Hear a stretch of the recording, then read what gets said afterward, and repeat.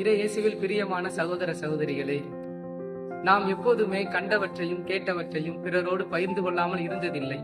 குறிப்பாக சொல்ல வேண்டும் என்றால், நமது வீட்டிலேயோ, நமது தெருவிலேயோ அல்லது நமது ஊரிலேயோ நமது பிள்ளைகள், நமது சொந்தக்கார பிள்ளைகள் அதிக மதிப்பெண் பெற்றிருந்தால் அதை பெருமையாக பிறரோடு பகிர்ந்து கொள்வோம். அதை நாம் மகிழ்ச்சியாக பேசுவோம்.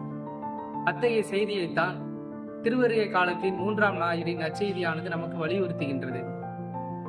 யோவான் சிறையில் இருந்த பொழுது யோவானின் சீடர்கள் இயேசுவிடம் சென்று, நீர்தான் வரவிருக்கும் மெசியாவா என்று கேட்டார்கள்.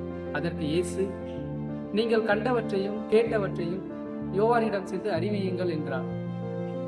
ஆம் அன்பார்ந்தவர்களே, நாம் முடிந்த அளவிற்கு மகிழ்ச்சியாக இருக்க வேண்டும் என்றால் அது இறைவனை முழுமையாக புரிந்து கொள்வதன் வழியாகத்தான் முடியும்.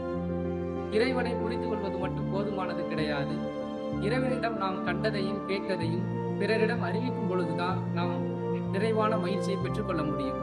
எனவே அந்த முழுமையான மகிழ்ச்சியில் நாம் என்றும் நிலைத்திருக்க, இறை இயேசுவை பற்றி அறிவிக்க, அவரை அனுபவிக்க, அவரில் ஆழப்பட இறையாசிர் வேண்டுவோம்.